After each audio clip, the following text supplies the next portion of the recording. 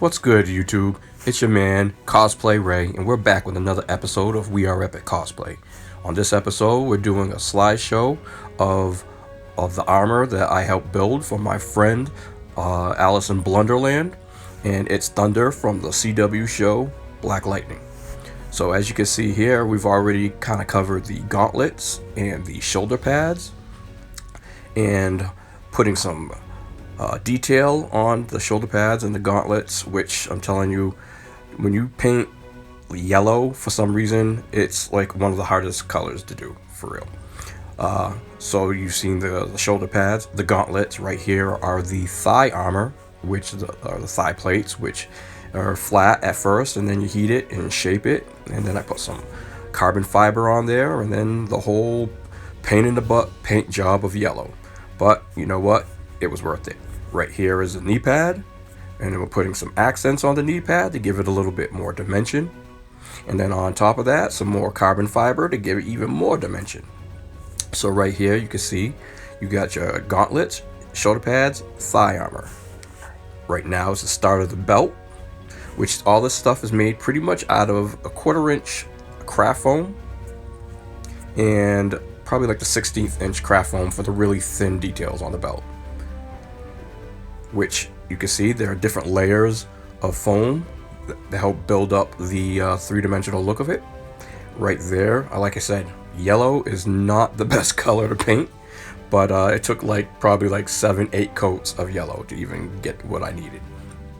Here are some lenses that I had to kind of fit 2 lenses together to make this lens big enough for her glasses.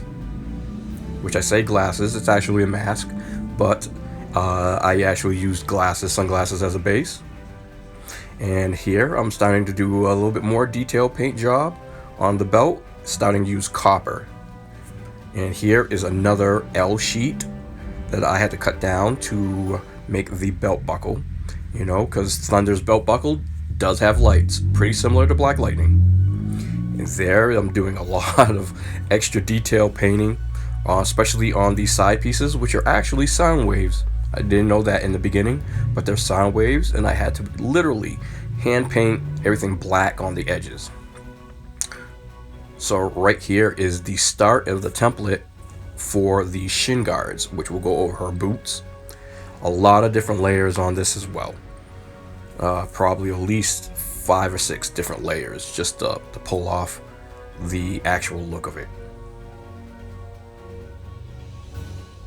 Which I'm really digging the way that this whole project came out, and I got to show Alice in Blunderland how to work with this foam, and she did some heat shaping and cutting and some gluing herself, so now she has a good understanding of how this whole thing works.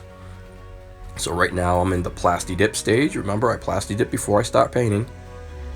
And then there's the paint job of having to put all that extra yellow. I really don't want to have to paint anything yellow again for a while. But it did come out really nice. I'm comparing it to the actual photo from one of the show pieces. And now you got to add the gold and the little accents that are little dots. That's actually yellow vinyl that we would use to make like decals. And this is the battery pack that goes on her back. And actually, it really is a battery pack. They actually hide all of these wires and stuff inside of that, and then they cover it up. So as you can see, now she's starting to do some test fits. She was able to find a really good undersuit that was perfectly suited for, no pun intended, for a base suit for this costume. And here, proud to say this is the first attempt. That was the first attempt of me making female chest armor. So, like a breastplate.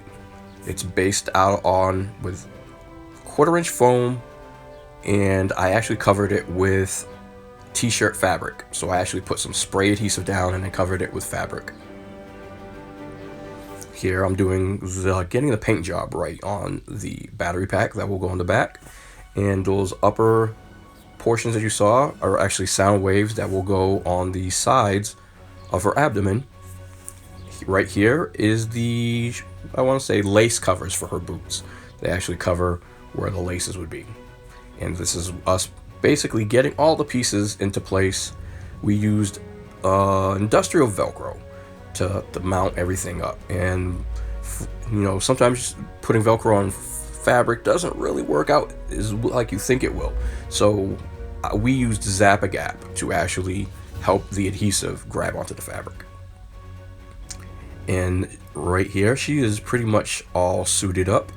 These are almost final test shots.